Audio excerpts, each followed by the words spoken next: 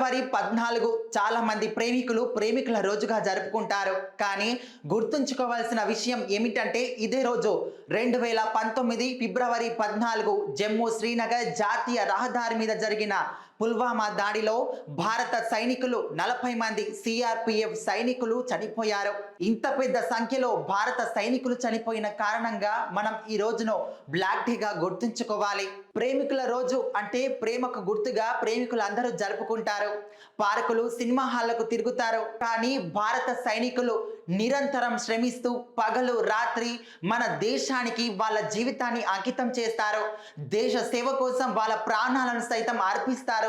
అలాంటి వాళ్ళను గుర్తుంచుకొని వాళ్ళ త్యాగానికి గుర్తుగా వాళ్ళను గుర్తు చేసుకుంటూ ఈ రోజు మనం బ్లాక్ డేగా గుర్తుంచుకోవాలి. ఆ రోజు 2019 ఫిబ్రవరి 14 రోజున జమ్మూ శ్రీనగర్ జాతీయ రహదారి మీద భారత భద్రతా సిబ్బందిని తీసుకెళ్తున్న వాహనాల కాన్వాయ్ మీద దాడి జరిగింది. జమ్మూ మరియు కాశ్మీర్ రాష్ట్రంలోని పుల్వామా జిల్లాలోని లేతాపోరా వద్ద వాహనంలో ఆత్మాహుతి జరిగింది. ఈ దాడిలో 40 మంది Indian central reserve police force CRPF సిబ్బందితో పాటు పుల్వామా జిల్లాకు చెందిన స్థానిక కాశ్మీరీ యువకుడైన ఆదిల్ అహ్మద్ దార్ అనే నేరస్తుడు కూడా మరణించాడు. ఈ దాడికి బాధ్యత వహిస్తూ పాకిస్తాన్కు చెందిన ఇస్లామిస్ట్ గ్రూప్ జైష్ ఏ మహమ్మద్ ఈ దాడికి పొరుగున ఉన్న పాకిస్తాన్ను భారతదేశం నిందించింది. ఈ దాడితో భారతదేశ పాకిస్తాన్ సంబంధాలకు తీవ్ర దెబ్బ తగిలింది. తత్ఫలితంగా 2019 భారతదేశం పాకిస్తాన్ సైనిక ప్రతిష్టంభన ఏర్పడింది. ఆ తర్వాత భారత దర్యాప్తులో 19 మంది నిందితులను గుర్తించారు.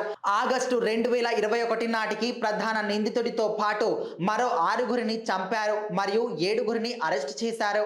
ఈ దాడికి ముందు భారత నిఘా సంస్థ, ఇంటెలిజెన్స్ బ్యూరో మరియు కాశ్మీర్ పోలీసులతో సహా బహుళ మూలాల నుండి కనీసం 11 గూఢచార ఇన్పుట్లను భారత ప్రభుత్వం విస్మరించింది.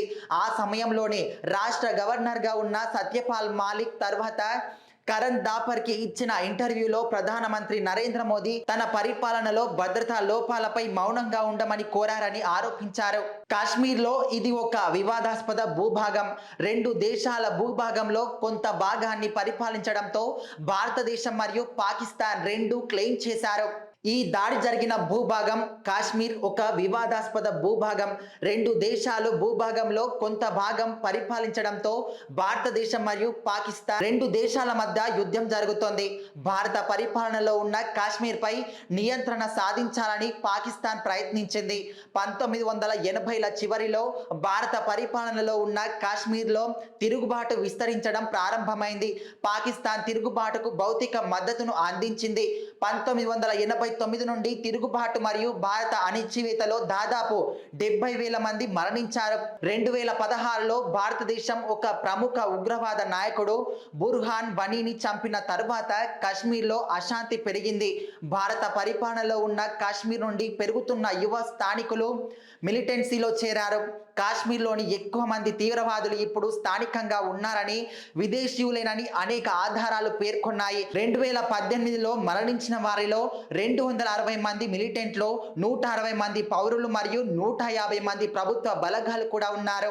2015 నుండే కాశ్మీర్లో పాకిస్తాన్ ఆధారిత ఉగ్రవాదులు భారత భద్రతా దళాలకు వ్యతిరేకంగా హై ప్రొఫైల్ ఆత్మాహుతి దాడులకు దిగారు.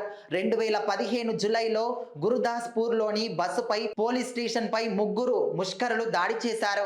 2016 ప్రారంభంలో 4 నుండి 6 ముష్కరులు పఠాన్కోట్ ఎయిర్ ఫోర్స్ స్టేషన్ పై దాడి చేశారు.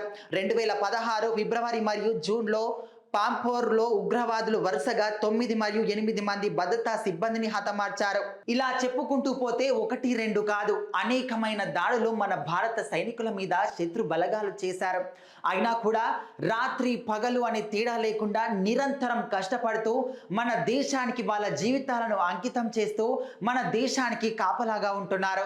శత్రు బలగాలు దేశంలోకి రాకుండా మన దేశ ప్రజలందరినీ కాపాడుతున్నారు. అలా కంటి మీద కొనుకు లేకుండా మన భారతదేశాన్ని, మన దేశం యొక్క ప్రజలని కాపాడుతున్న సైనికుల కోసం ఈ ఒక్క రోజు కూడా కేటాయించకపోతే మనం అసలు మనుషులమే కాదు, భారతీయులం అసలే కాదు. కాబట్టి మన దేశాన్ని కాపాడుతున్న సైనికుల కోసం, నిరంతరం కష్టపడుతున్న సైనికుల కోసం ఈ ఒక్క రోజును గుర్తించుకోండి, బ్లాక్ డేగా గుర్తించండి. ప్రేమికుల రోజు, ప్రేమించిన వాళ్ళు పక్కన ఉంటే ప్రతి రోజు కూడా ప్రేమికుల రోజుగా జరుపుకోవచ్చు.